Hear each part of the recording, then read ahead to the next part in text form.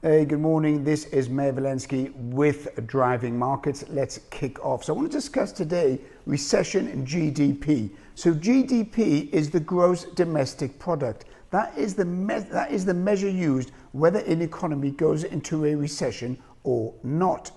Now the problem is that this number is being manipulated by the governments and by the central banks, because what they're looking to do is they want Joe Public to buy themselves out of this recession. Now there's two types of measures. You've got the GDP, which is the official measure of recession, 2 negative quarters. Some countries do 1 negative quarter.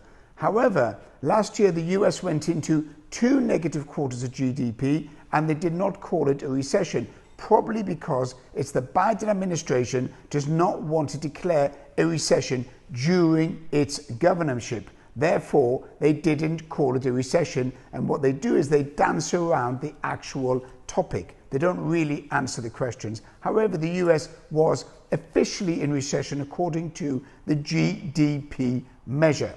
Now, the GDP number is the official number. However, the feel on the street is that there is a recession. In the US, they've also got GDI, which is gross domestic income. And the gross domestic product and the gross domestic income are two sides of one coin. In other words, whatever is the GDP, you should have an equal to corresponding GDI, gross domestic income, the income coming in as a result of that production. Remember, the GDP is the overall growth, the overall revenue that the country produces, like a business, the overall revenue that is produced. So if the revenue in the company is making money, then you have positive GDP.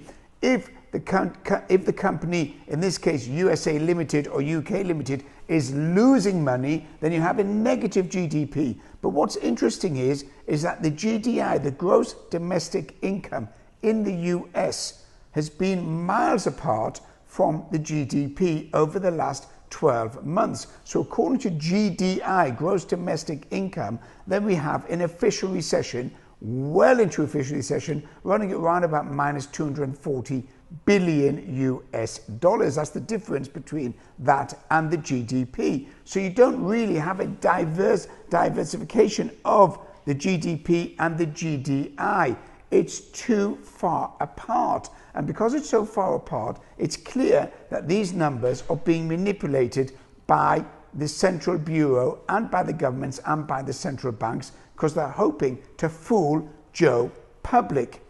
Now, we are really in a recession. All businesses are feeling it. However, stock markets are disregarding, discounting, and totally oblivious to what's going on the street. The reason behind that is severalfold. Number one, Wall Street wants the markets to go up in order to give the Biden administration the wherewithal to say, look at our stock market, it's gone up. Look at our pension funds, the 401ks, they've gone up. Look at our investment funds, they've gone up during the Biden administration. Not true.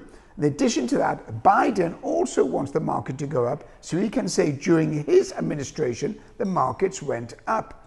The Fed also wants Wall Street to go up because that will make it justified in raising interest rates and justified in its economic financial approach to the economy by saying, hey, look at us, the market's gone up in any case, therefore we haven't done anything wrong. So it's all a little bit of a business club, a little bit of a boys club getting together to make sure all the numbers run. So you're probably going to have a little bit of a market rise or bull market towards the end of the year. Do I believe that can continue? The answer is no. But who am I to fight the trend? When you've got shares that are moving up and the trend line shows an uptrend, as one of my colleagues said, Phil, he says, he insists that there's an uptrend, which there is. He says, why are you fighting the market? The point of trading is to capitalize on that particular move, whatever the move is, whether it's up or whether it's down. And enough of this driving markets pessimism.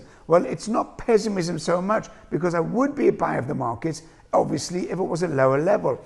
But the trend line is up probably until the end of 2023. So what Wall Street would like is to make 2023 a positive outlook where 2022 looked negative. So therefore that will suck in the money and suck in the investors on a basis of fear of missing out, or this frenzy of we're going to miss out on this big AI boom, big ChatGPT, or all other technology that is moving. However, it's all going to end up with a pop. But until that pop comes, the markets probably will continue rising. Probability, unless there is a geopolitical event or a major economic event that will shunt the market into a downward spiral. And even if that does happen, the probability is that the traders on Wall Street will still buy the market to finish the year on a high. So as they say, the trend is your friend, and obviously that trend line is moving up. But overall, my macro picture, fundamental picture is that over the next 12-18 months,